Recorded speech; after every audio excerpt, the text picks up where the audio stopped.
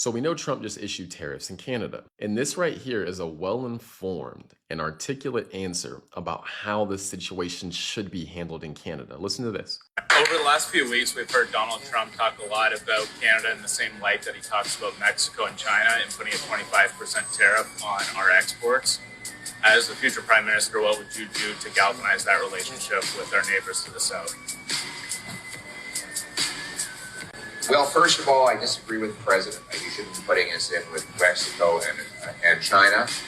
That said, we have to be realistic. We export 3 times more to America than we do to the rest of the world. Trade with the U.S. is equal to 40% of our entire economy. A 25% tariff on our country would be absolutely crippling. So we have to take action to avoid it.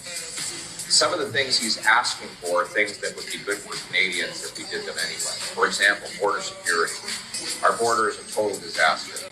We've had so much illegal migration across the border, so many fraudulent cases. We now have between 20, the government, by the way, you're going to say how could it possibly be between 20,000 and 500,000 people here illegally?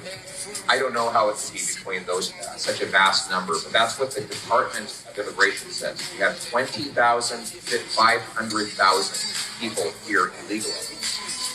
And many of them will be tempted to cross the border into the United States because they have a significantly stronger and faster growing economy. If that happens, we will expect a massive retaliatory response from President Trump. So, long story short, he's saying read the room and act accordingly. He realizes a trade war with the US would be far more damaging to the Canadians than it would the Americans. It's just the reality. And it's not even like Trump is asking the Canadians to do something crazy. And that was kind of his point as well. Border security. We should secure our borders more. That's reasonable. And if you noticed, he also started off by saying, well, he disagrees with Trump, lumping Canada in with Mexico and China. So I kind of jumped in. I'm going to let him continue. Happens, we will expect a massive retaliatory response from President Trump. So we have to secure the border. We have no choice. Not just for him, but for us. It is dangerous for our country to have that many people here illegally. And so I will secure our border. We will have more frontline border guards. We'll have drones in the air to stop illegal crossings. We're going to do full criminal background checks of people who come to our country before they get here, which is something, believe it or not, we don't actually do right now. We're going to scan the shipping containers to keep the fentanyl ingredients out of our country.